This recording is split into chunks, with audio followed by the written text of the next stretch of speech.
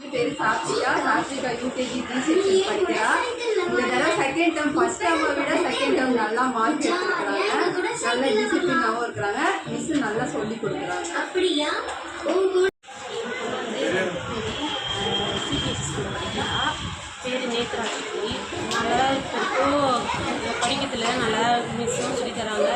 நல்லா ரேங்க் எடுக்கிறா. நல்லா தான் படிக்கிறா. டிசிப்ளின்லாம் நல்லா ஒழுக்கமாக இருக்காங்க.